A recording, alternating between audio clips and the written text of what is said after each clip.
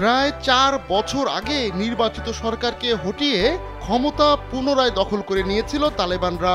ঝড়ের গতিতে তালেবানদের ক্ষমতা গ্রহণের পর সেখানে থাকা মার্কিন ও অন্যান্য বাহিনী নিজ দেশে ফিরে যায়। তখন পশ্চিমারা ধারণা করেছিল আবারও পিছিয়ে পড়বে আফগানিস্তান, কিন্তু তাদের ধারণা ভুল প্রমাণ করে আফগানরা দুর্বার গতিতে এগিয়ে যাচ্ছে। বিভিন্ন উন্নয়ন প্রজেক্ট হাতে নেওয়া, এমনকি বর্তমান প্রশাসনের অধীনেই শক্তিশালী হয়েছে আফগান মুদ্রা।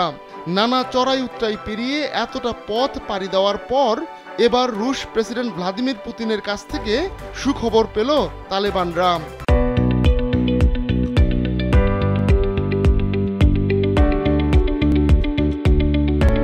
সন্ত্রাসী গোষ্ঠীর তালিকা থেকে গ্রুপটিকে বাদ দিয়েছে রাশিয়া। বৃহস্পতিবার রুশ সুপ্রিম কোর্টের এক রায়ে তালেবানের উপর 2 দশকের বেশি সময় ধরে চলা নিষেধাজ্ঞা তুলে নেওয়া হয়। এই রায় তাৎক্ষণিকভাবে কার্যকর হয়েছে। মস্কোর এমন পদক্ষেপের ফলে তালেবান শাসিত আফগানিস্তানের সঙ্গে রাশিয়ার স্বাভাবিক কূটনৈতিক সম্পর্ক গড়ার পথ খুলে গেল।